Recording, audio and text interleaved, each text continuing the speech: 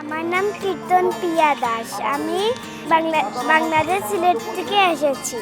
আমার জীবনে প্রথম পরিক্রমা করছি, অনেক আনন্দ লেগেছে। হরে কৃষ্ণ। আমি মুর্শিদাবাদ থেকে আসছি। আমার এই পরিক্রমায় এসে খুব ভালো লাগছে। সবাইকে বলতে চাইছি আপনারা পরিক্রমায় আসুন আর এই আনন্দ উপভোগ করুন। হরে কৃষ্ণ।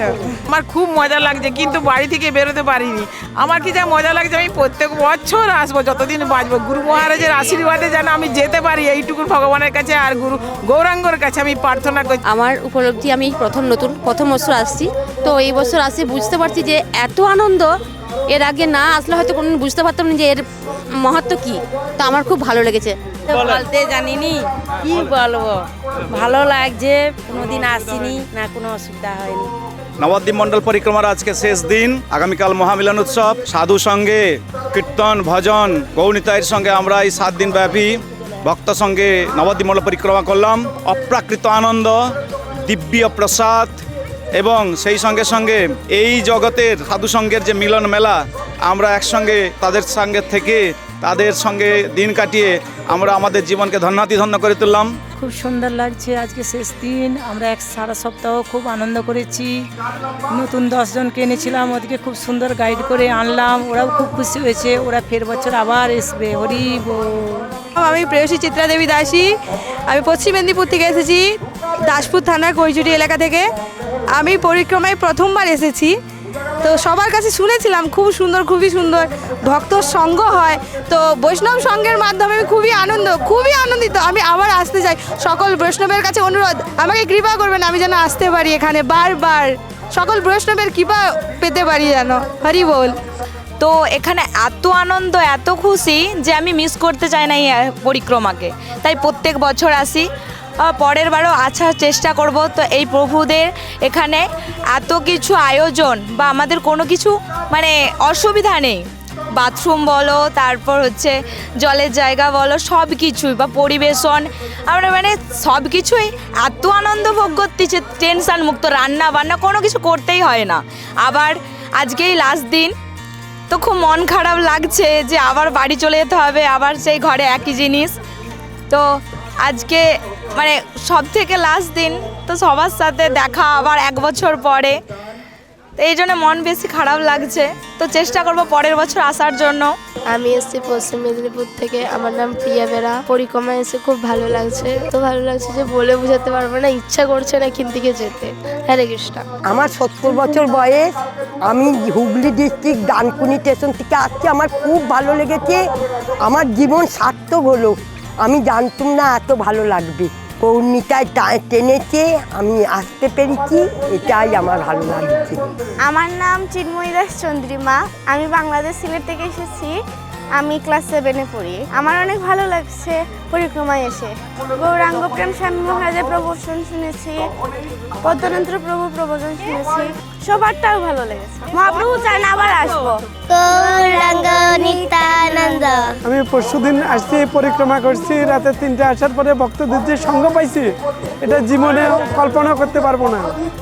আমাদের জন্য, আমার নাম মাধব রাধারঞ্জন দাস। আমার ফ্যামিলির সহ আমি লন্ডনে থাকি। এর আগে যখন আসছিলাম তখন আমরা অল ইন্ডিয়া পরিক্রমা করছি, কিন্তু ভক্তের সঙ্গ যে আসল রূপ, এটা যে পরিক্রমা করবে না সে কখনো এটার মর্ম বুঝবে না। হরে কৃষ্ণ, জয় শ্রী গৌরাঙ্গ মহাপ্রভু কি জয়। হরে কৃষ্ণ কৃষ্ণ কৃষ্ণ হরে হরে, হরে রাম রাম রাম হরে হরে। আপনাদের যে উপলব্ধি আছে সেটাও আপনারা কমেন্ট বক্সের মাধ্যমে জানাবেন যে আপনারা যে এতদিন ধরে এই যে পরিক্রমাগুলো দেখলেন, আপনাদের কেমন লাগলো সেটাও আপনারা জানাবেন কমেন্টের মাধ্যমে। নিতাই গৌর প্রেমানন্দে। আপনারা যারা আমাকে দেখছেন, আগামী বছর সবাই আসবেন পরিক্রমায় প্রভুর কৃপা নিতে। হরে কৃষ্ণ।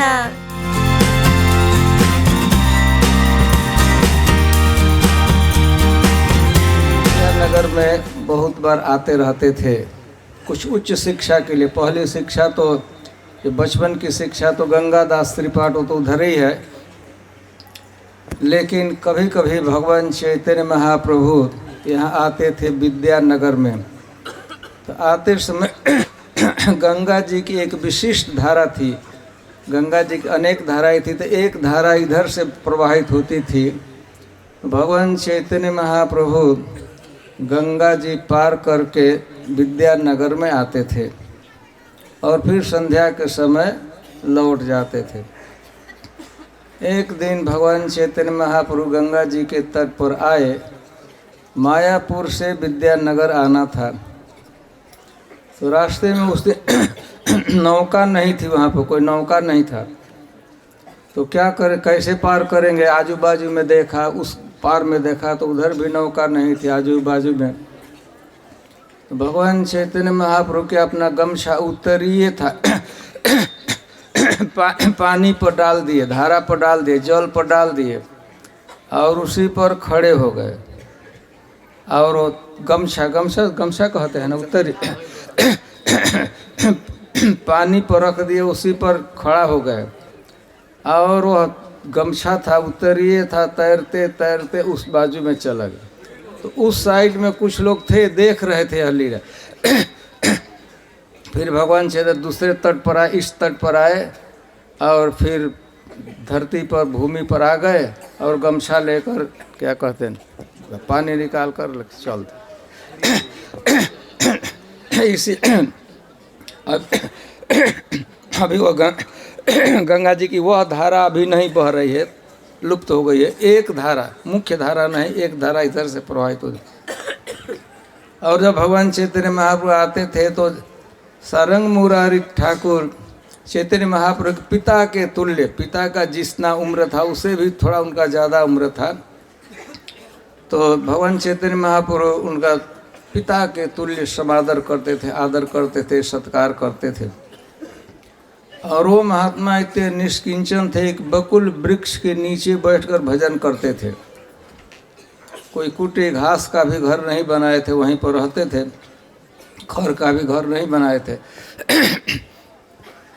चैतन्य महाप्रभु बार बार कहते थे घर होना चाहिए, और भी कथा है, घर होना चाहिए। तो कहे कि नहीं, क्या ज़रूरत है, इस पेड़ के नीचे रहता हूँ। लेकिन काल क्रम से उस समय भगवान चैतन्य में आते जाते थे, तो एक समय पेड़ शुष्क हो गया, सूख गया, पत्ते समाप्त हो गए, पेड़ सूख गया। चैतन्य महाप्रभु उस पेड़ के नीचे आते थे, तो आते समय गंगा विद्यानगर आते समय बैठते थे, संध्या को लौटते थे तो उस पेड़ के आस बैठते थे। उसी पेड़ के नीचे सारंग ठाकुर अपना भजन करते थे। काल क्रम से वह शुष्क हो गया। अब क्या करें, घर तो है नहीं, खर का भी घर नहीं है, पेड़ भी सूख गया। तो एक दिन चैतन्य महाप्रभु आए, पेड़ के सामने खड़ा होकर ऐसे उस आलिंगन किए, भुजाओं में भर लिए। एकदम सूख गया था। देखते देखते पेड़ पुनः पल्लवित, पुष्पित, हरा भरा हो गया। आपके समय के वह वृक्ष अभी भी, जिस वृक्ष को भगवान चैतन्य महाप्रभु आलिंगन देकर पुनर्जीवित किए थे, आज जाएंगे तो उस पेड़ का आप दर्शन करेंगे। आप चाहे तो छू सकते हैं, आप लोग उसको परिक्रमा कर लीजिएगा, स्पर्श कर सकते हैं, प्रणाम कर सकते हैं उस वृक्ष को। तो आज का बहुत बढ़िया ये सुखद, ऐसे प्रतिदिन सुखद यात्रा आज एकदम बहुत बहुत महत्वपूर्ण और जगह है जहाँ से आप लोग जाएंगे। तो संक्षेप में आप लोगों को 5:30 बजे यहाँ से प्रस्थान करना है। प्रतापनगर पहुंचकर ब्रेकफास्ट इत्यादि है, तो इसीलिए संक्षेप में मुझे बहुत प्रसन्नता हुई। आपका मैं कुछ बोलने के लिए नहीं, आप लोगों का आशीर्वाद प्राप्त करने के लिए आया था। हम लोग बहुत बढ़िया से स्नेहपूर्वक, प्रेम पूर्वक, श्रद्धापूर्वक परिक्रमा कर रहे हैं। और आज हम लोग के अंतिम दिवस और आगामी है अंतिम रात्रि होगी। कल हम लोग एक साथ पुनः आपके साथ मिलेंगे महामिलन में। जाह्नवी द्वीप, यहाँ से यह जाह्नवी द्वीप ही है। जाह्नवी द्वीप का मूल आश्रम में दर्शन करें। जाह्नवी द्वीप एक बहुत तो लंबी कथा है गंगा जी की, हम उतना तो नहीं कह पाएंगे। आप लोग जानते होंगे भगीरथ जी गंगा जी को प्रकट किए थे। गंगा जी स्वर्ग से उतरी थी हिमालय में। गंगोत्री एक जगह है बहुत दूर यहाँ से, मोटा 1500-1600 किलोमीटर दूरी पर है गंगोत्री। वहाँ से गंगा जी को भगीरथ ला रहे थे। कहाँ उनका उनके पूर्वजों का भस्मावशिष्ट गंगा सागर में था। हिमालय से गंगा जी को ला रहे थे इधर। तो आगे आगे भगीरथ जी रथ पर बैठे थे, आगे आगे चलते थे। गंगा जी पीछे पीछे लहरों के रूप में, विराट जल के रूप में प्रवाहित हो रही थी। जानु ऋषि का यहाँ पर आश्रम था। जानु ऋषि एक छोटा सा श्री विग्रह रखे थे भगवान का, पूजा रोज करते थे, पूजा पाठ करते थे। सुबह का समय था, एक दिन बैठकर आश्रम में मान पूजा अर्चना कर रहे थे। अर्चना कर रहे थे तो वहाँ तो उस समय कोई नदी नहीं था, गंगा जी उस समय यहाँ नहीं थी, अभी आ रही थी।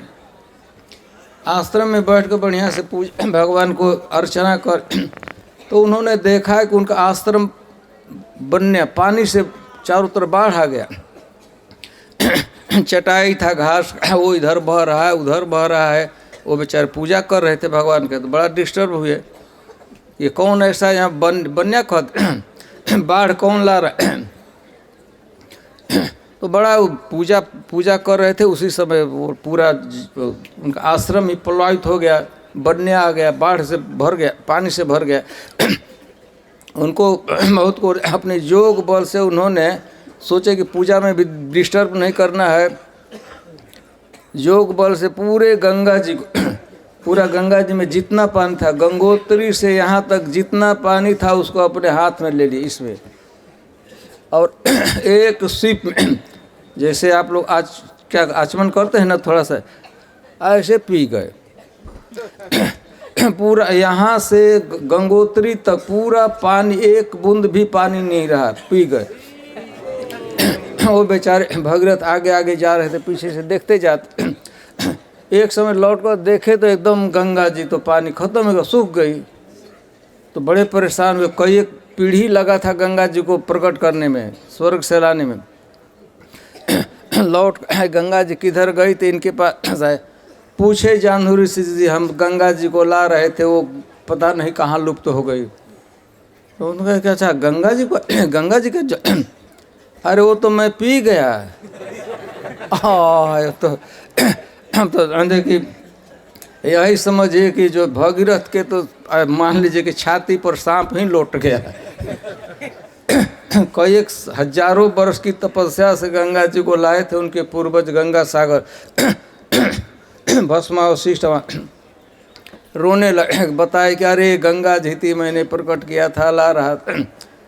तो जाह्नवी ऋषि तो अपने कुक्षी को, इस भाग को ऐसे फोड़ दिया और गंगा जी को, हाँ जानु, इस भाग को ऐसे फोड़ दिया और गंगा जी निकली। तो फिर वहाँ से गंगोत्री से यहाँ तक एकदम पूरा पानी भर गया।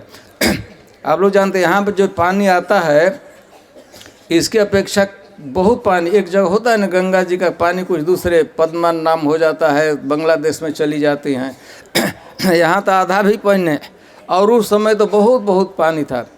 तो जाह्नवी ऋषि अपने जाह्नवी को कर गंगा जी को प्रकट कर दिया। तो गंगा जी क्योंकि कुछ समय के लिए, कुछ ही घंटों के लिए जाह्नवी ऋषि के उदर में निवास की थी, इसीलिए उनका नाम जाह्नवी। जाह्नवी का अर्थ होता है जाह्नू ऋषि की पुत्री। जाह्नवी तट बने जग मन लोभा। तो यह आप लोग उसका दर्शन करेंगे, बहुत महत्वपूर्ण ऋषि थे। आप लोग तो 1 लीटर पानी पीते हैं तो पेट भर जाता है, वो भी आधा लीटर में वो पूरा पानी ही पी गए। और वैसे नहीं कि बहुत देर लगा था, वैसे जैसे आप क्या कहते हैं, सिप करते हैं, आचमन करते हैं, तो पूरा पानी पी गए थे। प्रकट भी कर दिए, तो फिर प्रकट किए तो गंगा जी गंगोत्री से यहाँ तक पूरा पानी भर गया। तो वह भी स्थान का दर्शन है, आप लोग करेंगे। इसका मोदद्रुम द्वीप द्रुम मतलब गाछ। एक ऐसा पेड़ था बहुत पहले, भगवान के चैतन्य महाप्रभु की लीला प्रकट होने से लाखों वर्ष पहले, और वह पेड़ भगवान राम को, लक्ष्मण जी को, सीता जी को इतना आनंद दिया था और इतना ये बड़ा था कि उसी वृक्ष के नाम पर उस द्वीप का नाम है मोदद्रुम द्वीप। भगवान राम को, सीता जी को, लक्ष्मण को बहुत बहुत आनंद दिया था। आनंदित, मोद मतलब प्रमोद से कहते हैं, खुशी, आनंद दिया था। तो उसका भी और भी बहुत सी कथाएं महाराज प्रस्तुत करें। आप लोग दिन भर, आप लोग आज समय है, अभी से लगाएंगे शाम तक, कल मंगलारती तक यहाँ रहना है इधर, तो आप लोग सुनिएगा, श्रवण कीजिएगा। तो ठीक है, हम इतना ही संक्षेप में, मैं तो यहाँ कहने के लिए, आप लोगों का दर्शन करने के लिए आया था, तो हमारा सौभाग्य है कि कम से कम कुछ घंटों का साहचर्य आपके साथ हमको मिला। हरे कृष्णा कृष्णा कृष्णा हरे हरे, हरे राम राम राम हरे हरे।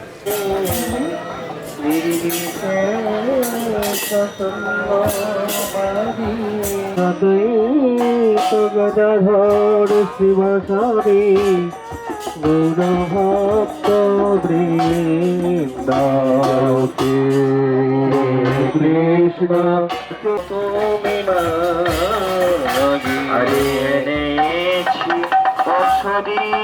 माया नाशिवार लागी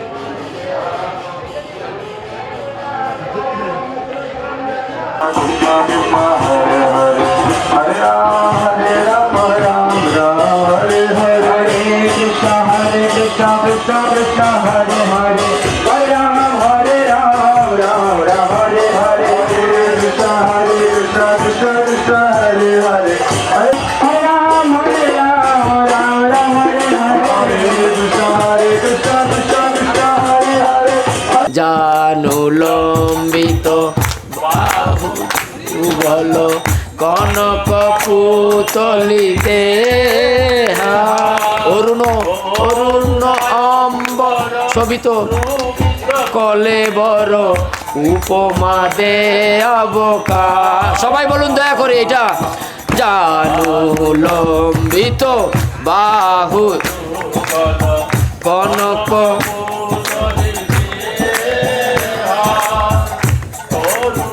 অম্বর শোভিত কলেবর উপমা দে অব।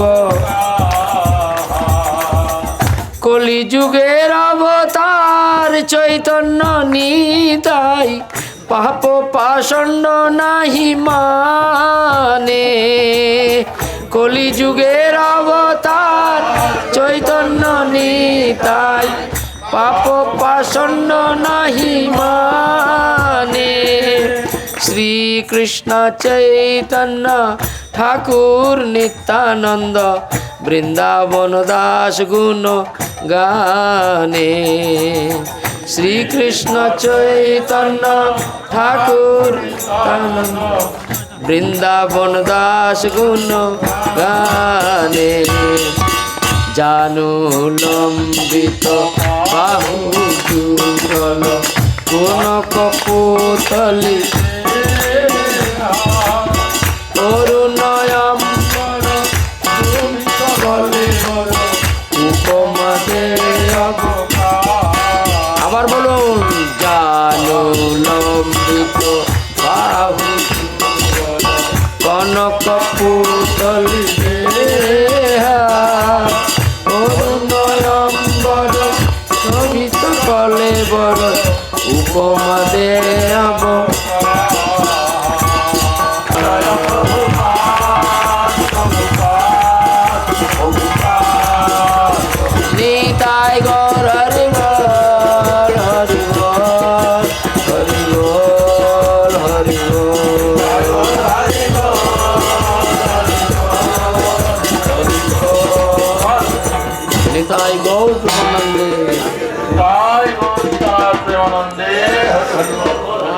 হরে কৃষ্ণ। তো কালকে আপনারা যেখানে ছিলেন সেটা হচ্ছে জন্মদ্বীপ, আর এখন যেখানে চলে এলেন এ হচ্ছে মদদম দ্বীপ, গ্রামের নাম হচ্ছে মামগাছি, বুঝতে পারছেন? তো এইখানে দুইটা ঠাকুর বাড়ি আছে। আপনারা প্রথম যে বকুলতলায় ঠাকুর বাড়ি দেখলেন ওটা হচ্ছে কি সারাঙ্গ ঠাকুরের মুরার পাটবাড়ি, তার সেবিত গোপীনাথ আছে। আর তার পাশেই ছিল বাসুদেব দত্ত ঠাকুরের বসত বাড়ি, তার সেবিত মদন গোপাল বিগ্রহ। ওই ঠাকুর বাড়িতে পিছন দিকে যে বড় রাধাকৃষ্ণ দেখলেন, দেখেছেন কি, সেটা হচ্ছে বাসুদেব দত্ত ঠাকুরের সেবিত বিগ্রহ। আর এখন আপনারা যেখানে এসে বসেছেন এ হচ্ছে বৃন্দাবন দাস ঠাকুরের শ্রীপাঠ, তার জন্মস্থান, যিনি চৈতন্য ভাগবতম গ্রন্থ রচনা করেছেন। তাকে বলা হয় এই গৌর লীলায় বেশবতার।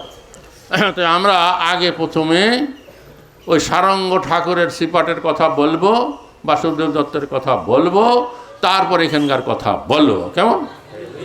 তো ওইখানে কি করতেন, ওই বকুল গাছতলার মঠে সারঙ্গ ঠাকুর বাস করতেন।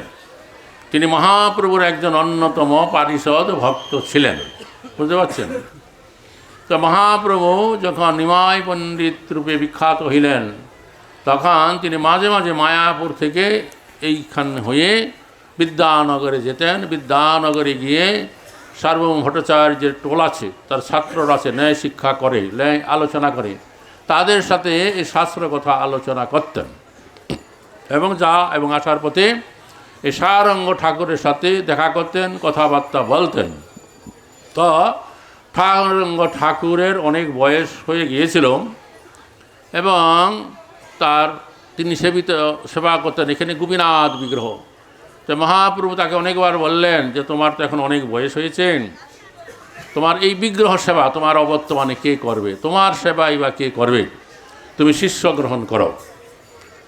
কিন্তু সারঙ্গ ঠাকুর ভেবেছিলেন যে না, আমি কাউকে শিষ্য গ্রহণ করব না।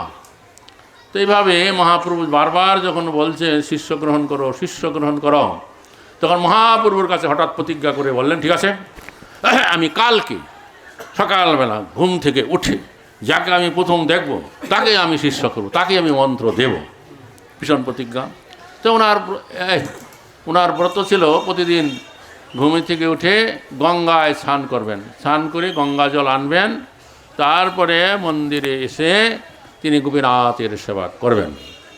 তো পরের দিন যখন উনি গঙ্গায় গেলেন, গঙ্গায় ডুব দিলেন, উঠে আসবেন, হঠাৎ একটা মৃত বালকের দেহ তার দেহস্পর্শ করল। তখন উনি বলেন, আমি তো অপবিত্র হয়ে গেলাম। আবার গঙ্গায় ডুব দিয়ে যখন তিনি উঠে আসছিলেন তখন তার মনে পড়ে গেল, আরে কালকে তো আমি মহাপ্রভুর কাছে কথা দিয়েছিলাম যে আগামীকাল প্রাতকালে যাকে আমি প্রথম দেখব তাকে আমি কি করব, শিষ্য করব, মন্ত্র দিব। তো এখন এই মৃতবাদ লোকটাকে আমি প্রথম দেখলাম, একেই তো আমার কি করা উচিত, মন্ত্র দেওয়া উচিত। তখন তাড়াতাড়ি সুতের টানে ভেসে যাচ্ছে, তাকে মৃত ছেলেটাকে ধরলেন, উপরে উঠালেন এবং তার কারণে তিনি কি করলেন, কৃষ্ণ মন্ত্র প্রদান করলেন। আর দেখা গেল কি ওই ছেলেটার দেহেতে প্রাণের সঞ্চার হলো, জীবিত হয়ে গেল এবং ওই সারঙ্গ ঠাকুরের সাথে হাঁটতে হাঁটতে তার এই ঠাকুর মন্দির গোপীনাথের মন্দিরে চলে এলো। তো এইভাবে সে তার শিষ্য হয়ে গেল, তার নাম হচ্ছে মুরারি। এই জন্য ওইটাকে বলা হয় সারঙ্গ মুরারির পাঠ, গুরু এবং শিষ্যের নাম একত্রে বলা হয়, বোঝা গেল? তো ঘটনাটা কী হয়েছিল, ওই কাটোয়ার কাছে আশেপাশে কোনো গ্রামে ওই ছেলেটার বাড়ি ছিল। তো কিছুদিন আগে ওই ছেলেটাকে সাপে কেটেছিল, বোঝা গেল? তো অনেক ঝাড়ফুঁক ওঝা বৈদ্য এলো, কিন্তু ওর দেহে থেকে বিষ নামাতে পারল না। তো আমাদের এই প্রাচীন ভারতে একটা নিয়ম ছিল, কাউকে যখন সাপে কাটে তখন অনেক ওঝা বৈদ্য আসে, ঝাড়ফুঁক করে বিষ নামায়।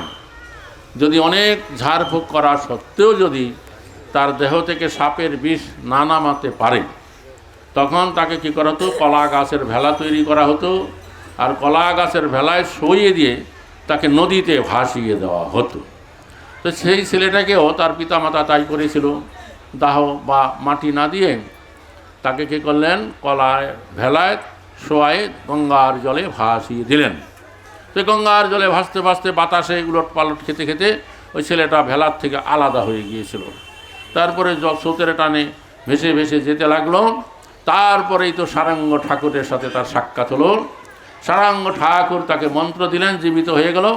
তিনি তার গুরুর পাটে অবস্থান করতে লাগলেন। তো এই খবর চারিদিকে ছড়িয়ে পড়ল। লোকমুখে এই সংবাদ তার পিতামাতাও জানতে পারল। তারা তখন এখানে চলে এলো, এসে বলল, এটা আমাদের ছেলে, আপনি জীবিত করছেন ভালো, একে আমার কাছে দিয়ে দেন। তখন সেই ছেলেটা বলল, দেখো আমাকে সাপে কেটেছিল, তোমরা তো আমার আশা ছেড়ে দিয়ে আমাকে গঙ্গার জলে ভাসিয়ে দিয়েছিলে। এখন এই গুরুদেবের কৃপায় আমি আমার দেহেতে প্রাণের সঞ্চার পেয়েছি। কী হলো? তাই আমি কি করব, আমি বাকি জীবনটা এই গুরুদেবের সেবায় এই আশ্রমে থেকে আমি করব। তখন তার পিতামাতা তাকে নিতে পারলো না, তিনি এখানে থেকে গুরুদেবের সেবা করতে লাগলেন। তো তার সম্বন্ধে অনেক কিছু জানা যায়। বাল্যকালে খুব চঞ্চল ছিলেন, বাঘের পিঠে চেড়ে বসতেন, লাফ দিয়ে বকুল গাছে উঠতেন, বুঝা গেল। তো যাই হোক, কালক্রমে তার নাম ছিল মুরারি। এই জন্য এই ঠাকুর বাড়িকে একসঙ্গে সারঙ্গ মুরারির শ্রীপাঠ বলা হয়।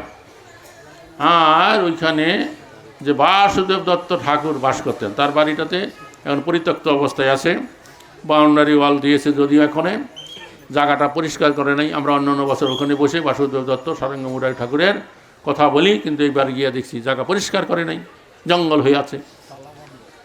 যাই হোক, তার এই জন্য আমি এই বছর কালকে ওইখানে বলেছি, আজকে ওইখানে আমি ওখানকার কথা বলছি। তো ওইখানে বাসুদেব দত্ত ঠাকুর জানেন, বাসুদেব দত্ত এবং মুকুন্দ দত্ত, তারা দুই ভাই। ব্রজলীলায় তারা মধুব্রত এবং মধুকণ্ঠ নামক কৃষ্ণের গায়ক ছিলেন, বুঝা গেল। একবার সন্দীপনী মুনি তার এই দুইজন শিষ্য, যে সন্দীপনী মুনি নিয়ে এসে নন্দ মহারাজের গোশালায় বসেই নন্দ মহারাজের পূর্বপুরুষের যে ইতিহাস, গুণগান এবং কৃষ্ণলীলা বর্ণনা করছেন। মধুব্রত মধুকণ্ঠ, সেই মধুব্রত এবং মধুকণ্ঠ এই গৌরলীলায় তারা এই বাসুদেব দত্ত এবং মুকুন্দ দত্ত রূপে বাংলাদেশের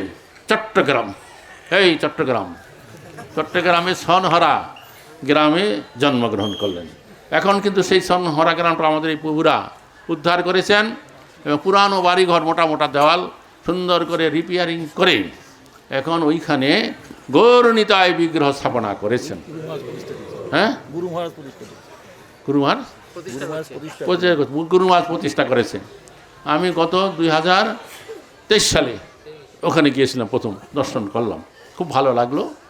তো যাই হোক, তারপরে এই মুকুন্দ দত্ত অল্প বয়সে পড়াশোনা করবার জন্য এই নবদ্বীপে চলে আসেন। তখনকার দিনে নবদ্বীপ ছিল বিদ্যা শিক্ষার শ্রেষ্ঠ স্থান। তাই তিনি এখানে এসে পড়াশোনা করছিলেন। আর তিনি খুব ভালো গায়ক ছিলেন, ব্রজলীলায় গায়ক। এবং মহাপ্রভুর যখন যেই ভাব হতো, সেই ভাব অনুসারে পদ কীর্তন গেয়ে মহাপ্রভুকে আনন্দ প্রদান করতেন, বোঝা গেল। আর ওনাদের দুই ভাইয়ের আবার যেখানে পুণ্ডরিক বিদ্যানিধির যেখানে বাসগৃহ ছিল মেখল গ্রাম, তার পাশেও ওনাদের দুই ভাইয়ের আলাদা আলাদা ভজন কুটির ছিল। অনেক বছর আগে বাসুদেব দত্তর ভজন কুটিরটা আমাদের ইস্কন থেকে উদ্ধার করে সেখানে গৌরনিতাই বিগ্রহ প্রতিষ্ঠা করে সেবা পূজা চলছে। অনেক বছর হলো। মুকুন্দ দত্তেরটা উদ্ধার করা যায়নি, এই কয়েক বছর আগে সেটা উদ্ধার করা হয়েছে। পুরানো যে মন্দির আছে সুনু সিমেন্টের কাজে, সেটা দেখছি আবার রিপেয়ারিং, মেরামতি করা হচ্ছে। হরে কৃষ্ণ। তো এই বাসুদেব দত্ত সনহরায় জন্মগ্রহণ করে ওই মেখল গ্রামে কিছুদিন বাস করলেন। তারপরে তিনি এই বর্তমান এই যে কাঁচরাপাড়া, কাঞ্চনপল্লী, এটা নদিয়া জেলা এবং উত্তর 24 পরগনা জেলার বর্ডার, সেখানে এসে বসতি স্থাপন করলেন শিবানন্দ সেনের বাড়ির একেবারে কাছেই। তো সেই সময়ে উনি কী করেছিলেন, এই মদন গোপাল বিগ্রহ প্রতিষ্ঠা করে সেবা শুরু করলেন, বোঝা গেল। তো মহাপ্রভু সন্ন্যাস গ্রহণ করবার পরেই 5 বছর পরে যখন মহাপ্রভু বঙ্গদেশে এসেছিলেন, প্রথমে তো সেই পানিহাটিতে রাঘব পণ্ডিতের গৃহে এলেন। তারপরে ওখান থেকে নৌকা যোগে হালি শহর, বর্তমান, আগে নাম ছিল কুমারহট্ট, সেটা হচ্ছে ঈশ্বরপুরীবাদের জন্মস্থান। তো কি হয়েছিল, মহাপ্রভু যখন এই নদিয়া ছেড়ে সন্ন্যাসী হয়ে চলে গেলেন, মহাপ্রভু অনেক ভক্তরা মহাপ্রভুর বিরহ সহ্য করতে না পেরে তার এই নবদ্বীপ মায়াপুর ছেড়ে অন্যত্র গিয়ে বসতি করলেন। তো শিবাস ঠাকুরের চারি ভাই তারা তখন ওই যে কুমারহট্টে গিয়ে বসতি স্থাপন করেছিলেন। তার বাড়ির পাশেই এই মুকুন্দ দত্ত, বাসুদেব দত্ত বসতি করছেন। তো মহাপ্রভু যখন 5 বছর পরে বঙ্গদেশে এলেন, তখন ওই পানিহাটি থেকে এই চৈতন্য ডোপায় এলেন। চৈতন্য ডোপায় এসে ঈশ্বরপুরীকে প্রণাম করলেন, যে ঈশ্বরপুরীকে প্রণাম, এই বলে সেখানে ভূমিতে গড়াগড়ি দিলেন। আর সেখানকার মৃত্তিকা নিয়ে তিনি ভক্ষণ করলেন, কিছু মৃত্তিকা তুলে আসলে বেঁধে নিলেন, প্রতিদিন খাবেন। তখন দেখা দেখি যত ভক্ত, হাজার হাজার লক্ষ লক্ষ মানুষ, তারা সেখান থেকে মৃত্তিকা নিতে লাগলো। তো নিতে নিতে সেখানে একটা ডোবার সৃষ্টি হয়ে গেল। আজও সেই ডোবা আছে, ডোবার নাম হচ্ছে চৈতন্য ডোবা। তখন ওর পাশেই বা এই শিবাস ঠাকুরেরা গিয়া ওখানে বসত বাড়ি করলেন। তো মহাপ্রভু যখন এলেন, যখন তিনি এই যে চৈতন্য ডোবার থেকে এলেন, তারপরে তিনি কাছড়াপাড়ায় আসবেন, নৌকা যুগে কাছড়াপাড়ায় এলেন। তখন শিবানন্দ সেনের গৃহে জগদানন্দ পণ্ডিত ছিলেন। তিনি নৌকার গঙ্গার ঘাট থেকে একটা কদলী বৃক্ষ 2 পাশে রোপণ করে অম্র পাতা দিয়ে সাজাইয়ে একবার শিবানন্দ সেনের বাড়ির দিকে নিয়ে গেলেন। আরেকটা ওইখানে মাঝামাঝি জায়গায় একটু ডান দিকে বাসুদেব দত্তের গৃহ, সেই দিকে নিলেন। মহাপ্রভু যখন গঙ্গার ঘাটে নামলেন, ওখানে নেমে যখন আসছেন, তখন দেখছেন এক জায়গায় এসে রাস্তাটা 2 দিকে আছে। তখন বাসুদেব দত্ত তাড়াতাড়ি বেরিয়ে এসে বললেন, মহাপ্রভু এই দিকে শিবানন্দ সেনের গৃহ আর এই দিকে আমার গৃহ, আগে আপনি শিবানন্দ সেনের গৃহে যান, তারপরে আমার গৃহে আসবেন। বলে নাই, হ্যাঁ গুরুদেব, আপনি আমার গৃহে চলে আসুন, আমাদের পৌরা যেরকম বলে। তাই হোক, মহাপ্রভু তাই করলেন। প্রথমে শিবানন্দ সেনের গৃহে গেলেন, কিছু সময় বসলেন, কথাবার্তা বললেন, তারপরে ফিরে এসে বাসুদেব দত্তের গৃহে গেলেন, বুঝতে পারছেন।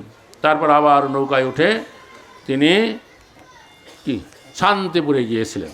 যাই হোক, তার পরবর্তীকালে বাসুদেব দত্ত এইখানে এসে বাস করেন, এই মামগাছি গ্রামে। এই যে আপনার ঠাকুর মন্দির দেখলেন, তার সেবিত বিগ্রহ মদন গোপাল আছে, তার একটু পাশেই তার বসত ভিটা আছে। এখন বাউন্ডারি ওয়াল দিছে, অনেক আম কাঁঠালের গাছ আছে, কিন্তু পরিত্যক্ত অবস্থায় ভিটাটা পড়ে আছে, বোঝা যায় এখানে কেউ বাস করেছিলেন। তো এই যে বাসুদেব দত্ত, উনি পরম উদার ছিলেন এবং জীবের দুঃখে দুঃখী ছিলেন। মহাপ্রভু যখন নদিয়া লীলা করছিলেন, একসময় মহাপ্রভু তার সমস্ত ভক্তগণকে বললেন যে তোমাদের কার কি অভিলাষ আছে আমার কাছে বলো, আমি তা পূর্ণ করব। ভক্তরা একে একে অভিলাষ কার কি আছে তা চাইতে লাগলো, পূর্ণ হতে লাগলো। তো বাসুদেব দত্ত তার যে কি অভিলাষ আছে তা তিনি বলতে চাইছিলেন না, সংকোচ বোধ করছিলেন। তখন মহাপ্রভু জিজ্ঞাসা করলেন, বাসুদেব সবার অভিলাষ বলল, তুমি তো তোমার অভিলাষ কি বললে না? তখন বাসুদেব দত্ত বলছে যে আমার যে অভিলাষ এটা আমি কি করে বলি? বলে না, বলো। তখন বাসুদেব দত্ত বললেন, এই যে ব্রহ্মাণ্ড ভরি এত জীব আছে, তাদের বারবার জন্ম হচ্ছে, বারবার মৃত্যু হচ্ছে, জন্ম মৃত্যু জরাবেধির কবলে কবলিত হচ্ছে, কখনো স্বর্গে কখনো নরকে যায়, নরকে গিয়ে নরক যন্ত্রণা ভোগ করে। তো এই জীবের এই দুঃখ দেখে আমি খুব দুঃখিত। তা আমার মনে একটা অভিলাষ আছে কি, আপনি এই ব্রহ্মাণ্ডের যত জীব আছে তাদেরকে সকলকে উদ্ধার করে ভগবত ধামে নিয়ে চলুন, আর সমস্ত জীবের যত কর্মফল আছে আমাকে দেন, আমি অনন্তকাল সমস্ত জীবের কর্মফল নিয়ে নরক যন্ত্রণা ভোগ করব, নিতাই করবে মনে ধরিব। এইরকম প্রার্থনা চেয়ে বসলেন। আরে আস্তে আস্তে আস্তে, হরে কৃষ্ণ। তখন মহাপ্রভু বাসুদেব দত্তকে জিজ্ঞাসা করলেন, তো তুমি আমার কাছে এই বর চাইতে কেন এত সংকোচ বোধ করছিলে? বাসুদেব দত্ত বললেন যে আমার এই প্রার্থনা যদি আপনি পূর্ণ করেন, তাইলে আপনার এই যে সৃষ্টিলীলা তা চলবে কি করে, তা তো বন্ধ হয়ে যাবে। তখন মহাপ্রভু বললেন, দেখো বাসুদেব, তুমি আকাশের দিকে রাত্রে তাকেই দেখেছো, যে অনন্ত কোটি ব্রহ্মাণ্ড আছে, শুধু একটা ব্রহ্মাণ্ড নয়, মহাকাশে তুমি একটা ব্রহ্মাণ্ডের সমস্ত জীবকে উদ্ধার করার কথা চিন্তা করছো। তো তিনি বললেন যে তুমি ডুমুর গাছ দেখেছো নিশ্চয়ই, ডুমুর গাছের গোড়া থেকে আগা অবধি, শাখা পোশাখা অবধি অসংখ্য ডুমুর ফল ফলে আছে। তার থেকে যদি একটা ডুমুর ফল নষ্ট হয়ে যায় তাহলে সেই গাছটার কি কোনো ক্ষতি হয়? ক্ষতি হয় না। তো এই যে মহাকাশে যে অনন্ত কোটি ব্রহ্মাণ্ড আছে, তার থেকে যদি একটা ব্রহ্মাণ্ডের যে উদ্ধার পেয়ে চলে যাবে তাহলে কি সৃষ্টিলীলা ব্যাঘাত ঘটতে পারে? হয় না। তো ঠিক আছে, তোমার বিনা নরক যন্ত্রণা ভোগেই এই ব্রহ্মাণ্ডের সমস্ত জীব উদ্ধার পেয়ে চলে যাবে, তাই করবে আনন্দে, হরি হরি বল। তো বৈষ্ণব আচার্যরা সিদ্ধান্ত করেছেন বাসুদেব দত্তের সেই প্রার্থনা অনুসারে মহাপ্রভু এই ব্রহ্মাণ্ড যত জীব আছে সব উদ্ধার পেয়ে তারা চলে গেছে। এখন অন্য ব্রহ্মাণ্ডের জীবকে কর্মে উদ্বুদ্ধ করে আবার এই ব্রহ্মাণ্ডে প্রেরণ করা হয়েছে, বুঝতে পারছেন? তো মহাপ্রভু যখন এই সময় লীলা করছিলেন তখন আমরা এই জগতে কোনো জীব হয়ে আমরা কেউ ছিলাম না। যদি আমরা থাকতাম আমাদের দেখা কেউ পেত না, আমরাও চলে যাইতাম। আমরা তারপরে অন্য কোনো ব্রহ্মাণ্ড থেকে এখানে এসে প্রবেশ করেছি, বুঝতে পারছেন? তো যাই হোক, তো এইরকম হচ্ছে এই বাসুদেব দত্তের ব্যাপার লীলা। তারপর মহাপ্রভু সন্ন্যাস গ্রহণ করবার পরে যখন নীলাচলে থাকতেন, প্রতি বছরই জ্যৈষ্ঠ মাস আসলে তার সমস্ত ভক্তরা গরীয় বৈষ্ণবরা নীলাচলে যেতেন, রথযাত্রায় অংশগ্রহণ করতেন। 4 মাস ভক্তরা সেখানে থাকতেন, তারপরে ইষ্টগোষ্ঠী করতেন। তো একবার ইষ্টগোষ্ঠী করার সময় মহাপ্রভু তার গৃহস্থ ভক্তদের সেবা বিন্যাস করছিলেন। তো শিবানন্দ সেনকে তিনি বললেন যে শিবানন্দ, এই যে বাসুদেব দত্ত এত উদার যে যেই দিন যা আয় হয় সবই ব্যয় করে ফেলে, ভবিষ্যতের জন্য, বিপদ আপদের জন্য, পুত্রকন্যার বিবাহের জন্য, পিতা মাতার শ্রাদ্ধের জন্য কোনো কিছু সঞ্চয় রাখে না। তো এখন থেকে তুমি কি করবে, তার বাড়ির সরকেল মানে সরকার হয়ে আয় ব্যয়ের হিসাব তুমি তোমার কাছে রাখবে, বোঝা গেল? তো এইরকম বাসুদেব দত্ত উদার ছিলেন। তো যাই হোক, এখানে এই মামগাছি গ্রামে বাসুদেব দত্তের ঠাকুরের যে সেবিত বিগ্রহ মদন গোপাল এখনও ওই ঠাকুর বাড়িতে সেবিত হয়ে আছে, বুঝতে পারছেন? হরে কৃষ্ণ হরে কৃষ্ণ কৃষ্ণ কৃষ্ণ হরে হরে, হরে রাম রাম রাম হরে। আর এইখানে যে আপনারা আসছেন, গ্রামের নাম মামগাছি, আর এটা হচ্ছে কোন দ্বীপ? মদোদ্যম দ্বীপ, বুঝতে পারছেন? মদোদ্যম দ্বীপ তা হচ্ছে যাস্য ভক্তির পাদপীঠ, আর এই হচ্ছে অভিন্ন অযোধ্যা নগরী, বুঝতে পারেন? আর এইখানে হচ্ছে বৃন্দাবন দাস ঠাকুরের জন্মস্থান। চৈতন্য ভাগবত যিনি লিখেছেন এই গৌরলীলায় বেশাবতার, তার জন্মস্থান হচ্ছে এই স্থান। তো ঠিক আছে, আমরা এখন কিনা ধাম মাহাত্ম্য গ্রন্থ বের করো, ধাম মাহাত্ম্য গ্রন্থ থেকে বের করে তা পাঠ করবো। হরে কৃষ্ণ।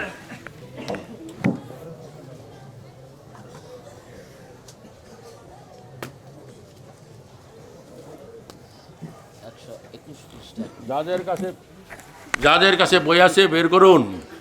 কোনটা?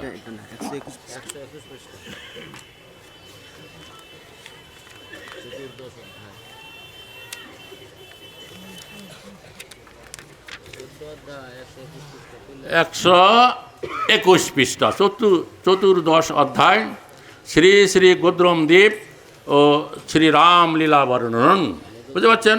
বের করছেন 121 পৃষ্ঠা। তো জয় জয় পঞ্চতত্মাক কঙ্গৌর হরি, জয় জয় নবদ্বীপ ধাম সর্বোপরি, মামগাছি গ্রামে গিয়া নিত্যানন্দ রায়, বলে এই মদোদ্যম অযোধ্যা হেতায়। এই মামগাছি গ্রামে এসে নিত্যানন্দ প্রভু ভক্তগণ বলছেন এই হচ্ছে মদোদ্যম দ্বীপ, এই হচ্ছে অযোধ্যা নগরী। অযোধ্যা নগরী হচ্ছে রামের স্থান। তো আচ্ছা, পূর্বকল্পে যবে রাম হইল বনবাসী, লক্ষণ জানকীর লয়ে এই স্থানে আসেন।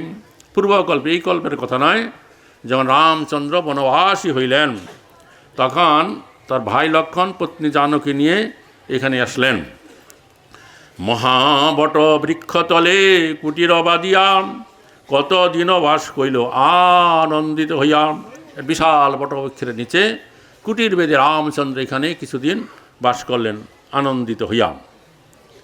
তো নবদ্বীপ প্রভাব্রাম করি দর্শন, অল্প অল্প হাস্য করে শ্রী রঘুনন্দন।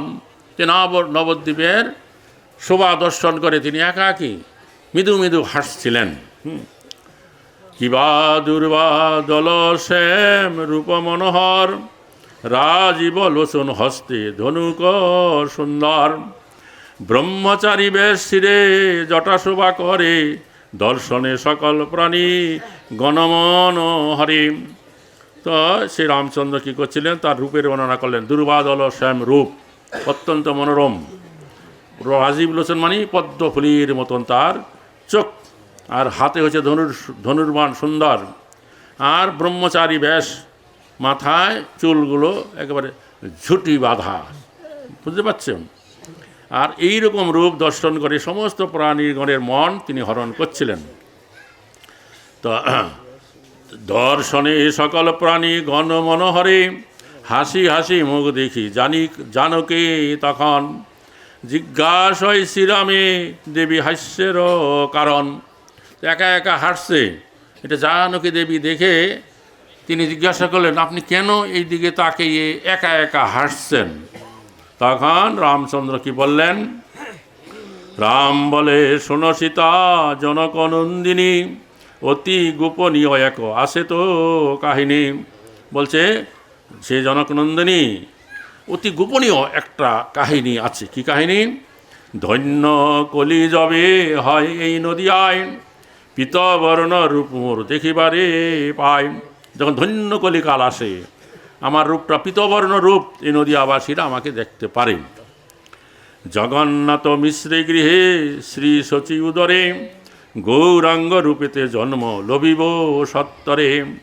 তো ধন্য কলিকাল যখন আসবে, যখন জগন্নাথ মিশ্রের গৃহে শচী মাতার উদরে আমি গৌরাঙ্গ রূপে জন্মগ্রহণ করব। বাল্যলীলা দেখিবে যেই সব ভাগ্যবান, করিব সেই সবে আমি পর প্রেমদান। আমার বাল্যলীলা যারা দর্শন করবে তাদেরকে আমি পরপ্রেম দান করব। করিব সেকালে প্রিয়ে বিদ্যার বিলাস, শ্রী নাম মাহাত্ম্য আমি করিব প্রকাশ। তখন আমি বিদ্যার বিলাস করব এবং হরিনামের মাহাত্ম্য আমি প্রকাশ করব। সন্ন্যাস করিয়ায় আমি যাব নীলাচলে, কাঁদিবে জননী স্বীয় বধূল এ কোলে। আমি তারপর সন্ন্যাস গ্রহণ করে নীলাচলে চলে যাব। তো আমার মাতা তার বধূমা তাকে কোলে করে কান্না করবেন। এই কথা শুনি সীতা বলে নবচন, জননী কাঁদাবে কেন রাজীব লোচন। সন্ন্যাস করিবে কেন সারিয়া গৃহিণী, পত্নী দুঃখ দিয়া সুখ কিবা নাহি জানিন। সীতা ঠাকুরানী বলছেন, হে প্রভু, আপনি কেন সন্ন্যাস গ্রহণ করবেন গৃহিণীকে ছেড়ে, আর পত্নীকে দুঃখ দিয়া কি সুখ প্রাপ্ত হবেন, আর জননীকে কেন কাঁদাবেন? তখন রাম বলছেন, শ্রীরাম বলেন, প্রিয়ে তুমি সব জানো, জীবেরও শিখাতে এবে হইলে অজ্ঞান।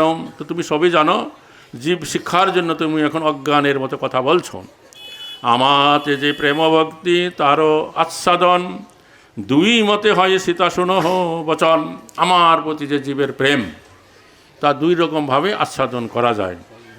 আমার সংযোগে সুখ সংভোগ বলায়, আমারও বিয়োগে সুখ বিপ্রলম্ব হয়। আমার সঙ্গে যখন ভক্তরা থাকে সেটা হচ্ছে সম্ভোগ সুখ, আর আমি যখন তাদের কাছে থাকি না, দূরে থাকি, সেটা হচ্ছে বিপ্রলম্ব সুখ। ভক্ত মোর নিত্য সঙ্গে সম্ভোগ বাঞ্ছয়, মম কৃপা বসে তার বিপ্রলম্ব হয়। তা আমার ভক্ত, আমার নিত্য সঙ্গী, তারা সবসময় আমার সঙ্গে থাকতে চায়, সম্ভোগ সুখ চায়, কিন্তু আমার কৃপার ফলে কখনো কখনো তাদের বিপ্রলম্ব হয়, অর্থাৎ আমার কাছ থেকে তারা দূরে থাকে। তা বিপ্রলম্বে দুঃখ যেই আমারও কারণ, পরময় আনন্দ তাহা জানে ভক্তগণ। তো বিপ্রলম্বে যে দুঃখ পায় যে আমারই কারণে, তা পরম আনন্দ তা ভক্তরা জানেন। বিপ্রলম্ব শেষে যাবে সম্ভোগ উদয়, পূর্বাপেক্ষা কোটি গুণ সুখতা হে হয়। দীর্ঘদিন বিপ্রলম্ব থাকার পরে যখন আবার একত্রে মিলন হয়, সম্ভোগ হয়, তা তদপেক্ষা কোটিগুণ সুখ তারা পায়। সেই তো সুখের হেতু আমার বিচ্ছেদ, স্বীকার করহ তুমি বলে চারিবায় বেদ। তো সেই সুখের হেতু আমার এই বিচ্ছেদ হয়, তা তুমি স্বীকার করো। শ্রী গৌরাঙ্গ অবতারে কৌশল্যা জননী, শ্রী শচী দেবী অদিতি বেদেতে যার ধ্বনি। তো আমি যখন গৌরাঙ্গ অবতার হব, আমার কৌশল্যা জননী অদিতি তারা শচীদেবী রূপে আবির্ভূত হইবেন। তা তুমি বিষ্ণু পিয়ারূপে সেবিবে আমারে, বিচ্ছেদেশী গৌরমূর্তি করিবে প্রচারে। তো তুমি কি করবে? বিষ্ণু পিয়ারূপে আমার সেবা করবে। আর আমার বিচ্ছেদে তো সেই সময় তুমি কি করবে? গৌরাঙ্গ মূর্তি তৈরি করে তার সেবা করবে। আচ্ছা, তোমার বিচ্ছেদে কবু স্মরণ সীতা করি, ভজিব তোমারে আমি অযোধ্যা নগরী। বলছে এই অবতারে তোমার সাথে আমার যখন বিচ্ছেদ হবে, তখন আমি স্মরণ সীতা তৈরি করে অযোধ্যা নগরীতে তার সেবা করব। তার বিনিময়ে তুমি নদিয়া নগরে গৌরাঙ্গ প্রতিমা করি পুজিবে আমারে। তো তার বিনিময়ে তুমি এই নদিয়া নগরে এসে গৌরাঙ্গ মূর্তি তৈরি করে আমার পূজা করবে। এই গুরু কথা সীতা গোপনীয়তি, লোকেতে প্রকাশ নাহি হইবে সম্প্রতি। আমার এই যে গোপন কথা, গুরু কথা, লোক সমাজে প্রচার নাই, কিছুদিনের ভিতরে তা প্রচার হইবে। তা আপনারা কয়দিন আগে যে নবদ্বীপ শহরে বিষ্ণুবিয়া ঠাকুরের সেবিত গৌরাঙ্গ বিগ্রহ দেখেছেন, বুঝতে পারছেন? সেটা মহাপ্রভু বলছেন, আরে না না রামচন্দ্র বলছেন যে তুমি তোমার সঙ্গে আমার যখন বিচ্ছেদ হয়ে যাবে, তখন তোমার বিরহে আমি অযোধ্যা নগরীতে তোমার স্মরণ সীতা তৈরি করে আমি তার ভজনা করব। তার বিনিময়ে তুমি এই গৌর অবতারে কী করবে? গৌরাঙ্গ মূর্তি তৈরি করে পূজা করবে। এই সমস্ত কথা লোকেদের প্রচার নাই, কিছুদিনের ভিতরে হবে। এই নবদ্বীপ মোর বড় প্রিয় স্থান, অযোধ্যাদি নাহি হয় ইহারও সমান। বলছে এই নবদ্বীপ ধাম আমার অত্যন্ত প্রিয় স্থান, অযোধ্যার ধামও এর সমান হতে পারে না। এই রাম বটবৃক্ষ কলি আগমনে, অদর্শন হয়ে সীতারবে সঙ্গপনে। তো এই যে এখন আমরা যে বটবৃক্ষের তলে কুটির বেঁধে বাস করছি, কলিকাল যখন আসবে তখন এই বটবৃক্ষ অদর্শন হয়ে যাবে। এই রূপে রাম সীতা লক্ষণ সহিত এই স্থানে কতদিন হয়ে অবস্থিত, দণ্ডকারণ্য গেলা কার্য সাধিবারে, রামের কুটির স্থান পাও দেখিবারে। তো এইভাবে রাম লক্ষণ সীতা তারা এইখানে কিছুদিন বাস করলেন। তারপরে তারা কার্য সাধন করবার জন্য এখান থেকে কি করেছিলেন? দণ্ডকারণ্যে চলে গেলেন। তা আনন্দপুরী বলছেন এখন এই রামের যে কুটিরের স্থানটা তুমি দেখতে পাচ্ছ, এখানে ছিল। তা রাম মিত্র গুহুক প্রভুর ইচ্ছা বসে, এই স্থানে জন্মিলেন বিপ্রের ঔরসে। তা আপনারা জানেন রামচন্দ্রের সাথে মিত্রতা হয়েছিল গুহুক নামক একজন চণ্ডালের সাথে। গুহুক চণ্ডালবর, তাই না? তা কীর্তন আছে না? তার আগের লাইনটা কি? আগের লাইনটা কি? গুহুক চণ্ডালবর।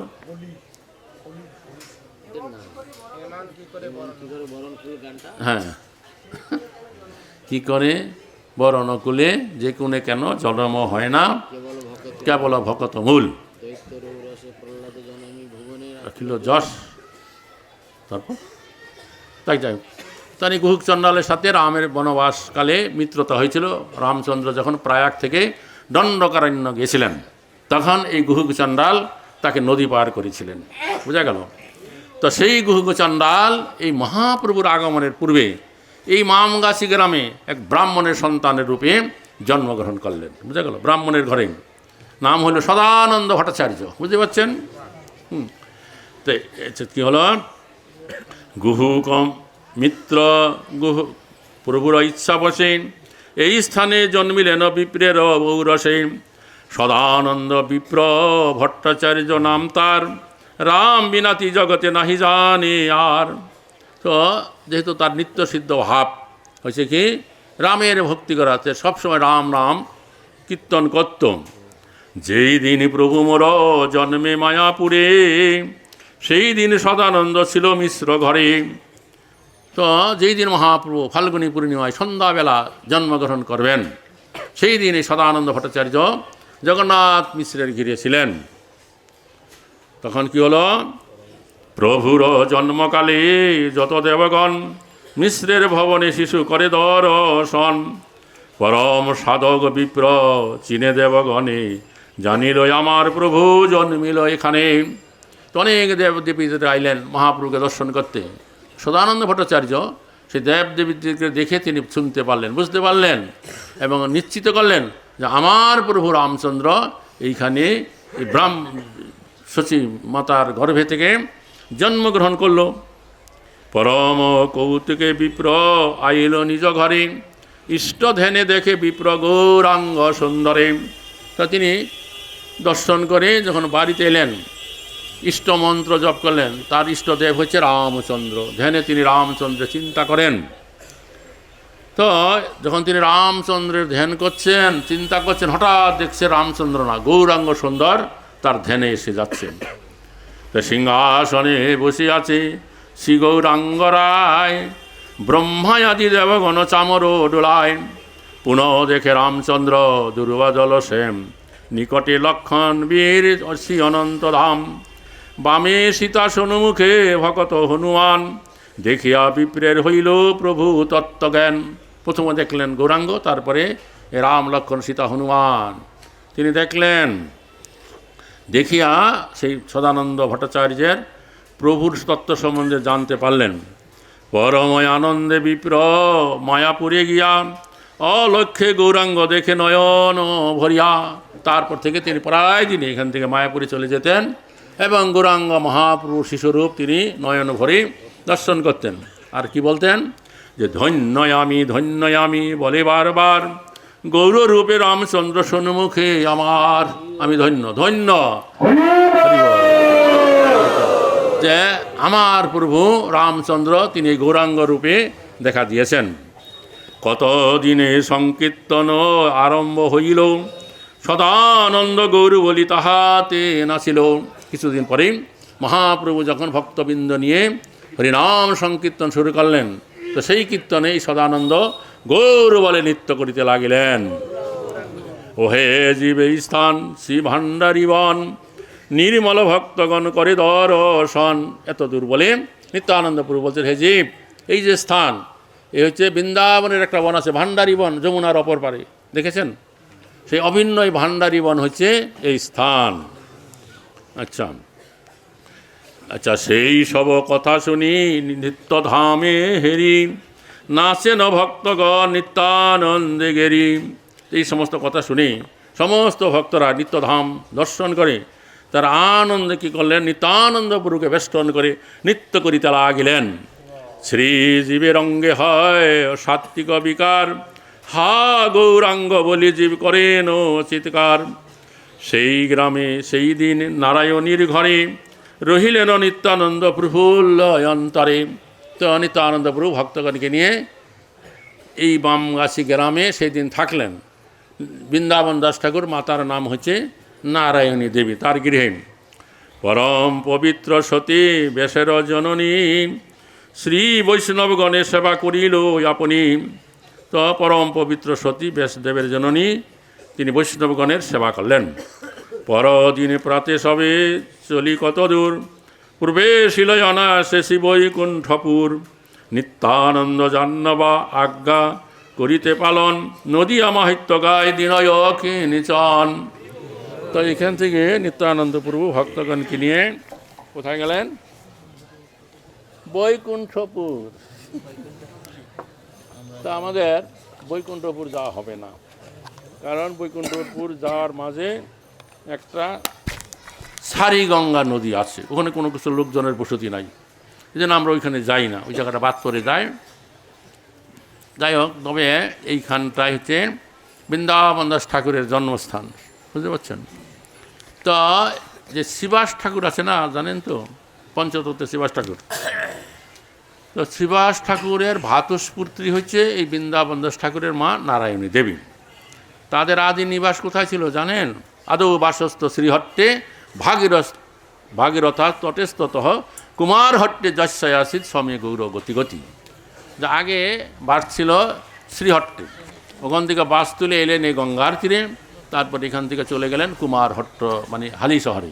সেই শ্রীবাস ঠাকুরকে আমি প্রণাম করি। শ্রীবাস ঠাকুর অষ্টগমে এই কথা রয়েছে।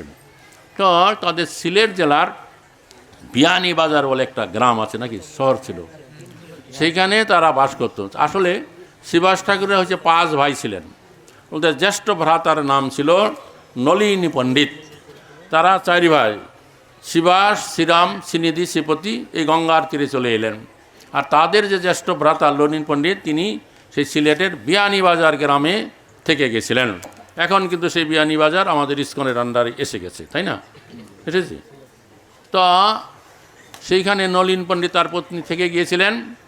তো শ্রীবাস ঠাকুররা যখন এখানে চলে এলেন, তার কিছুকাল পরে সে নলিন পণ্ডিতের একটা কন্যা জন্মগ্রহণ করলো। সেই কন্যার নামই হচ্ছে নারায়ণী দেবী। তো আর এই নারায়ণী দেবীর জন্মের কিছুকাল পরে অল্প বয়সেই, ধরুন 2-2.5 বছর বয়সে, সেই নলিন পণ্ডিত এবং তার পত্নী ইহলোক ত্যাগ করে।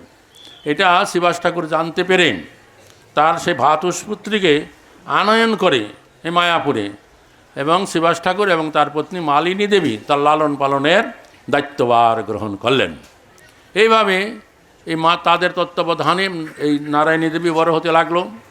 আর এই নারায়ণী দেবীর বয়স যখন 4 বছর হলো, তখন গৌরাঙ্গ মহাপ্রভু গয়া গিয়ে পিণ্ডি দান করে ঈশ্বর পুরীপাদের সাথে মিলন, তার কাছ থেকে কৃষ্ণমন্ত্রে দীক্ষা এবং বিষ্ণুর পাদপদ্ম দর্শন করে তার ভাবান্তর হলো।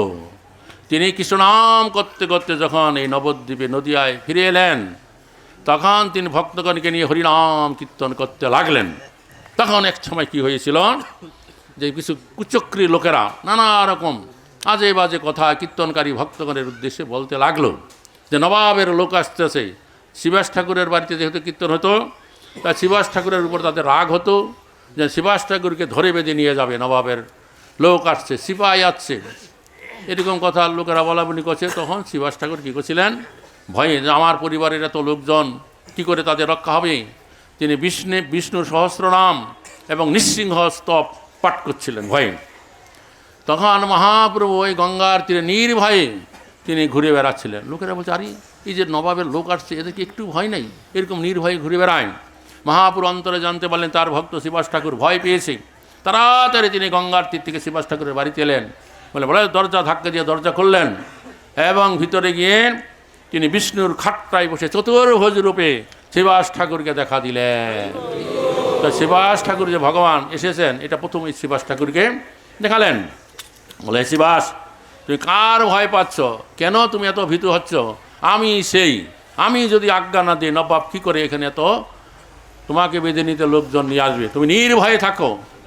তো তুমি, আমি ঘরে ঘরে কী করবো, এই হরিনাম কীর্তন প্রচার করব, সবাইকে প্রেম দেব। তখন এই যে নারায়ণী দেবী 4 বছরের বালিকা, সে নিকটে ছিলে, তো তুমি দেখবে, বিশ্বাস হয়। সঙ্গে সঙ্গে মহাপ্রভু করলেন, নারায়ণী দেবীর মাথায় হাত দিলেন, হাত রাখলেন, আর সঙ্গে সঙ্গে নারায়ণী দেবী কৃষ্ণ প্রেমের অষ্টসাত্ত্বিক প্রাপ্ত হয়ে কৃষ্ণ কৃষ্ণ বলতে লাগলো। তার 2 চোখ বেয়ে অশ্রু ঝরে পড়তে লাগলো। বোঝা গেল, প্রথম শ্রীবাস ঠাকুর পেলেন, তারপরে তার এই ভাতুষপুত্রী নারায়ণী দেবী সেই প্রেম ভক্তি 4 বছরের বালিকা প্রাপ্ত হয়ে গেলেন। তারপরে মহাপ্রভু বললেন, তোমার বাড়ি যত দাস দাসী আছে সবাইকে ডাকো, সবাই আমার এই বৈভব দর্শন করুক। এইভাবে তার দাস দাসীরা মহাভাগ্যবান হয়ে গেল। তার পরবর্তীকাল থেকে মহাপ্রভু 4-5 বছর ব্যাপী এই নদিয়া লীলা হরিনাম সংকীর্তন করলেন। তার 1 বছর পরে নিত্যানন্দ প্রভুর আগমন ঘটল। তারপরে যখন তার বয়স 24 বছর হলো, তখন তিনি গৃহ ত্যাগ করে সন্ন্যাসী হয়ে গেলেন। তখন শ্রীবাস ঠাকুররা মহাপ্রভুর এই যে বিরহ আর সহ্য করতে পারছিলেন না। তখন এই মায়াপুর নবদ্বীপ থেকে তারা কুমারহট্টে, বর্তমান হালি শহরে গিয়ে বসতি করলেন 4 ভাই, তাদের পরিবার পরিজন লোকজন নিয়ে। বুঝতে পারলেন? সেখানে নারায়ণী দেবী বড় হতে লাগলো। তো সেইখানেই বৈকুণ্ঠ দাস নামক একজন ব্রাহ্মণের সাথে নারায়ণী দেবীর বিবাহ দেওয়া হইল। হরে কৃষ্ণ। তারপরে এই বৃন্দাবন দাস ঠাকুর যখন তার গর্ভে এলেন, তখন তার পতি বৈকুণ্ঠ দাস ইহলোক ত্যাগ করে চলে গেলেন। তখন শ্রীবাস ঠাকুরের পত্নী মালিনী দেবী এই নারায়ণী দেবীকে নিয়ে এইখানে এসে বাস করেন। এটা হচ্ছে মালিনী দেবীর বাপের বাড়ি। এবং এইখানে বৃন্দাবন দাস ঠাকুরের জন্ম হইল। বাল্যকাল এখানে অতিবাহিত করলেন এবং 14-15 বছর যখন বয়স হলো তখন নিত্যানন্দ প্রভু মহাপ্রভুর নির্দেশ অনুসারে ব্যাপকভাবে এই ব্যঙ্গদেশে তিনি আচণ্ডালে সকলকে হরিনাম কীর্তন হরিনাম প্রদান করে বেড়াচ্ছিলেন। সেই সময় বৃন্দাবন দাস ঠাকুর নিত্যানন্দ প্রভুর কাছ থেকে দীক্ষা মন্ত্র নেন, তার শিষ্য হইলেন। শোনা যায় বৃন্দাবন দাস ঠাকুরই ছিলেন নিত্যানন্দ প্রভুর শেষ শিষ্য। তখন তিনি নিত্যানন্দ প্রভুর সাথে ঘুরে বেড়াতে লাগলেন, যখন যেখানে যান তার সেবা করেন, পাক করে নিত্যানন্দ প্রভুকে ভোজন আদি করান। এইভাবে ভ্রমণ করতে করতে এক সময় তারা কি করেছিলেন, বর্ধমান জেলার কুসুম গ্রাম, তার নিকটে পুটসরা, তার পাশে দেনুর নামক একটা গ্রাম আছে, সেই গ্রামে যখন পৌঁছলেন সেই দিন সেখানে বৃন্দাবন দাস ঠাকুর পাককার্য করে নিত্যানন্দ প্রভুকে প্রসাদ পরিবেশন করে ভোজন করাচ্ছিলেন। একটা গ্রামের বাইরে একটা পুকুর আছে, পুকুর পাড়ে বসেই ভোজন লীলা চলছিল। ভোজনান্তে তিনি যখন আসমন করবেন, আসমন করতে করতে বৃন্দাবন দাস ঠাকুর নিত্যানন্দ প্রভু বৃন্দাবন দাস ঠাকুরকে আজ্ঞা দিলেন, তুমি এখন থেকে এখানে বাস করো আর এইখানে বসে তুমি গৌর গুণগান কীর্তন করো। তখন থেকে বৃন্দাবন দাস ঠাকুর সেইখানে দেনুর গ্রামে বাস করতে লাগলেন আর সেইখানে বসেই তিনি এই চৈতন্য ভাগবতম গ্রন্থ রচনা কার্য করলেন। এখনও যদি আপনারা সেই গ্রামে যাবেন, সেই যে পুকুর পাড়ে নিত্যানন্দ ভোজন করছিলেন তার তীরে একটা হরতকি গাছ লাগানো হয়েছে, আগে ছিল না, সেবকরা লাগাইছে। তার নিচে নিত্যানন্দ প্রভুর পাদপীঠ আছে। এখন আমাদের ইস্কন বিএসসিটি থেকে সেখানে একটা নাট মন্দির করে দেওয়া হয়েছে, ভক্তরা গিয়ে যাতে করে সেখানে বসতে পারেন, কীর্তন ভজন করতে পারেন, বৃন্দাবন দাস ঠাকুরের চরিত্র কথা আলোচনা করতে পারেন, আর কি করতে পারবেন, তার জীবনচরিত কথা আলোচনা করতে পারবেন। আর নিত্যানন্দ প্রভু আর বৃন্দাবন দাস ঠাকুর সেই গ্রামে তিনি কি করলেন, গৌর নিত্যানন্দ বিগ্রহ প্রকাশ করে সেবা করলেন, সারা জীবন করে গেছেন। এখন তার অধস্থ সেবায়িতেরা সেই গৌর নিতাইয়ের সেবা এখনও করছে। আর তার হস্তলিখিত যে চৈতন্য ভাগবতম গ্রন্থ আছে, প্রথম তার এই গ্রন্থের নাম ছিল চৈতন্য মঙ্গল, পরে কোনো একটা কারণে তিনি এই গ্রন্থের নাম বদল করে লেখলেন চৈতন্য ভাগবত। কেন এটা মধ্যে একটা বিশাল একটা কাহিনী আছে, আমি তো ওই কাহিনীটা আমি বলতে চাই না। কবিরাজ গোস্বামী যখন তিনি চৈতন্য চরিতামৃত গ্রন্থ লিখছিলেন তখনও বৃন্দাবন দাস ঠাকুরের এই যে চৈতন্য ভাগবত সেই গ্রন্থের নাম ছিল চৈতন্য মঙ্গল। এই জন্য তার চৈতন্য চরিতামৃতে এই গ্রন্থকে চৈতন্য মঙ্গল বলে তিনি উল্লেখ করেছেন। এই জন্য বলছে কৃষ্ণলীলা, এখানে দেখেন, ওদিকে তাকাই দেখেন মাঝখানেটা, কৃষ্ণলীলা ভাগবতে কহে বেদব্যাস চৈতন্য লীলার বেশ বৃন্দাবন দাস, বৃন্দাবন দাস কইল চৈতন্য মঙ্গল, যাহার শ্রবণে নাশে সর্বয় অমঙ্গল। চৈতন্য মঙ্গল গ্রন্থ পাঠ করলে জীবের সর্ব অমঙ্গল দূর হয়ে যাবে। তার প্রথমটা দেখুন, নারায়ণী চৈতন্যের উচ্ছিষ্ট ভাজন, তার গর্ভে জন্মিলা শ্রীদাস বৃন্দাবন, তার কি অদ্ভুত চৈতন্য চরিত বর্ণন, যাহার শ্রবণে অশুদ্ধ কইল ত্রিভুবন। চৈতন্য নিতায়ের যাতে জানিয়ে মহিমা, যাতে জানি কৃষ্ণ ভক্তি সিদ্ধান্তের অসীমা, মনুষ্যে রচিতে নারী ওই সে গ্রন্থ ধন্য, বৃন্দাবন দাস মুখে বক্তা শ্রী চৈতন্য। কবিরাজ গোস্বামী এইরকমভাবে এই বৃন্দাবন দাস ঠাকুর এবং তার রচিত চৈতন্য মঙ্গল কাব্য গ্রন্থের মহিমা বর্ণনা করেছেন। নিতাই গর্বে আনন্দে হরি বল। বাবে প্রিয় গদাধর শ্রীবাসর কৈতবর, বাবে প্রিয় গদাধর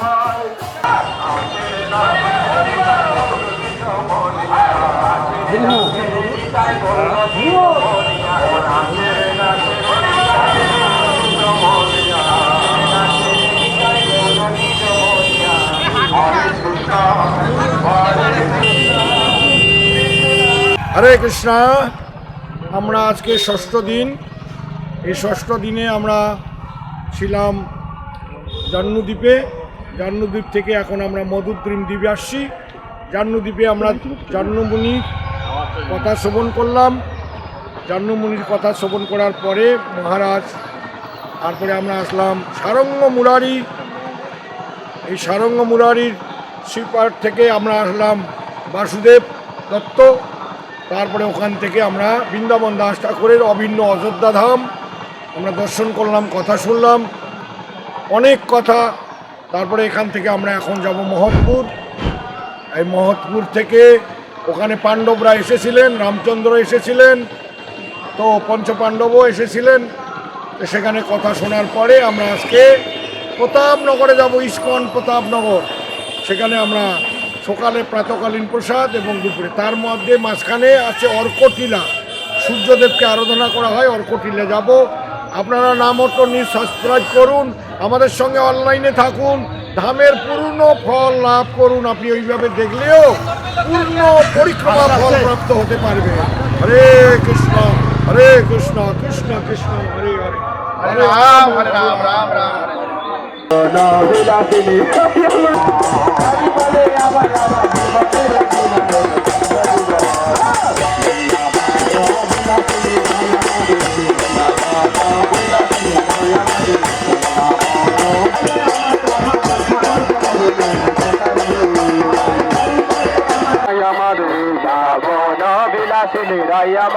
বৃন্দাবন বিলাসিনী রায় আমাদের, বৃন্দাবন বিলাসিনী রায় আমাদের, রায় আমাদের, রায় আমাদের, আমরা রায়ের রায় আমাদের, রায় আমাদের, রায় আমাদের, আমরা রায়ের রায় আমাদের, রায় আমাদের, রায় আমাদের, আমরা রায়ের রায় আমাদের, রায় আমাদের, রায় আমাদের, আমরা রায়ের রায় আমাদের, বৃন্দাবন বিলাসিনী রায় আমাদের।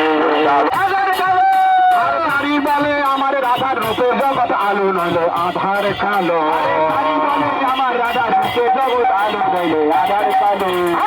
বৃন্দাবন বিলাসিনী রায় আমাদের, বৃন্দাবন বিলাসিনী রায় আমাদের, বৃন্দাবন বিলাসিনী রায় আমাদের, বৃন্দাবন বিলাসিনী রায় আমাদের, বৃন্দাবন বিলাসিনী রায় আমাদের, বৃন্দাবন বিলাসিনী রায় আমাদের।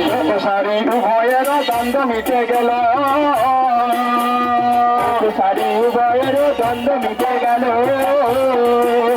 আর সুখ সারি উভয়ের দ্বন্দ্ব মিটে গেল, সারি উভয়ের দ্বন্দ্ব মিটে গেল, আর প্রেম ভরে বাহু তুলে হরি হরি বলো।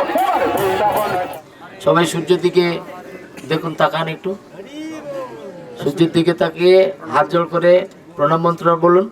ওম জবা কুসুমং সংকাশম কাশ্যপেয়ং মহাদুতিং ধান্তারিং সর্বপাপঘ্নম প্রণত অস্মি দিবাকরং।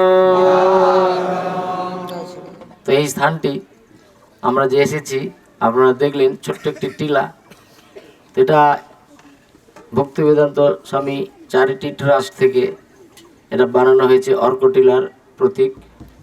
তো এই অর্ক মানে সূর্য। বৃন্দাবনে যে সূর্যকুণ্ড আছে আপনারা সবাই শুনেছেন? যদি শুনে থাকেন জোরে হরি বল বলুন। তো সেই অভিন্ন সূর্যকুণ্ড, সেখানে কুণ্ড, কুণ্ড মানে যেখানে জল, সূর্যকুণ্ড, সূর্য সেখানে সূর্য আরাধনা করতেন রাধারানী সখী সঙ্গে সবসময়। তো সেই অর্কদেব এখানে নিত্য বিরাজিত আছেন। কেন না সূর্যদেব এখানে তিনি সদাই গৌরাঙ্গ মহাপ্রভুর আরাধনা করেন, গৌর গুণগানে সবসময় তিনি মত্ত থাকেন, গৌর নাম রসে সুধা পান করে তিনি এখানে নিত্য বিরাজ করেন। আর ভক্তগণ এখানে আসলেন, যখনই ভক্তরা আসে তখন সূর্যদেব ভক্তদের বিশেষ কৃপা করেন যাতে গৌরাঙ্গ নাম করতে পারে। এই স্থানটি যেখানে আমরা দাঁড়িয়ে আছি, আপনারা পাশে দেখছেন গঙ্গা আছে, দেখছেন গঙ্গা ভিন্ন ভিন্ন নাম, ভাগীরথী, জাহ্নবী, বিরজা। এর উপরটা হচ্ছে ওই পারে এটা বৈকুণ্ঠপুর, ওখানে আমরা যাই না। আর মাহাত্ম্য থেকে আমরা সেটা অধ্যয়ন বা পাঠ করা হয় না। তো সেখানে নিত্যানন্দ প্রভু শ্রীজীব গোস্বামীকে নিয়ে গিয়েছিলেন সবাই। তো সেটা হচ্ছে বৈকুণ্ঠপুর, মানে বুঝতে পারছেন কৃষ্ণের ঐশ্বর্য। তো সেই ভক্তগণ যেহেতু কৃষ্ণ সর্বৈশ্বর্যময়, কিন্তু ভক্তর ঐশ্বর্য চাইবে না, বুঝতে পারছেন? ভক্তি স্তৈ স্থিরতরা ভগবান যদি সাত দৈবেন ন ফলতি দিব্য কিশোর মূর্তি মুক্তি স্বয়ং মুকুলিতাঞ্জলি সেবতে অস্মান ধর্মার্থ কামগত সময় প্রতীক্ষা। ভক্ত ভগবত ভক্তি অনুশীলন করতে করতে উন্নত স্তরে পৌঁছানো মানে কি, যত জড়জাগতিক আসক্তিগুলো যত নিচে নামবে আর ভগবত প্রেমের আসক্তি যত বাড়বে, তো এইভাবে ভক্তি যদি বেড়ে যায় তখন আর এই জড়জগতের কোনো আসক্তি থাকবে না, থাকা উচিত নয়। তবে বিষয় থাকুক, বিষয় সকল সেবাহ মাধব। তো সেখান থেকে ভগবানের দর্শন করে, এটা হচ্ছে ব্রহ্মাণী নগর, এখানে ভক্তিবত ঠাকুর ভাবতরঙ্গে ভক্তদের কি ভাব থাকবে সেই বিষয়ে বর্ণনা করেছেন। তো সেই অর্কটিলা এখানে এসে ভক্তগণ একান্তে এখানে গৌরাঙ্গ মহাপ্রভুর নাম ভজন করছেন, যেখানে সূর্যদেব স্বয়ং কৃপা করে সকলকে দর্শন দেন।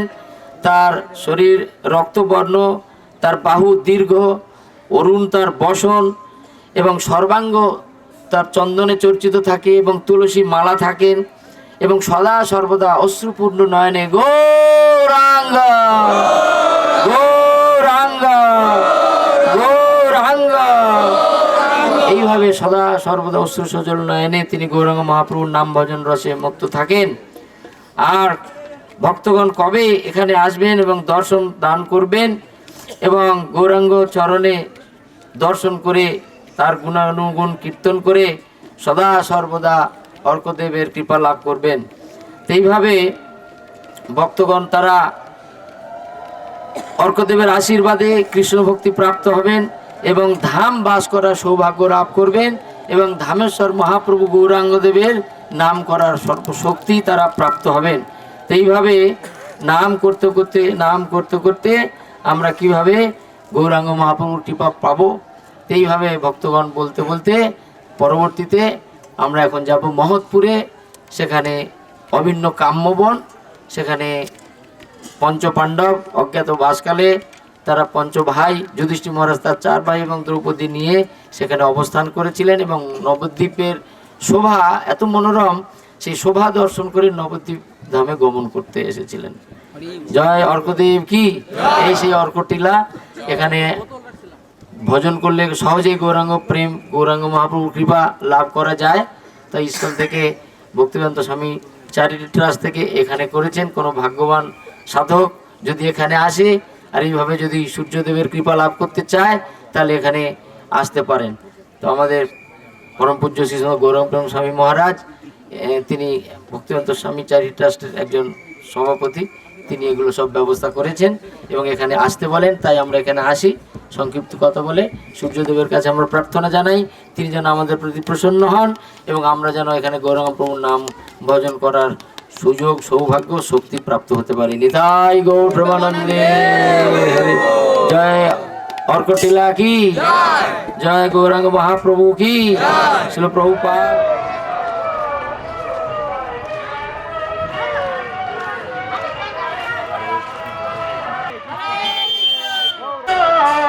Krishna Krishna Hare Hare Hare Rama Hare Rama Rama Rama Hare Hare Hare Krishna Hare Krishna Krishna Hare Hare Hare Rama Hare Rama Rama Rama Hare Hare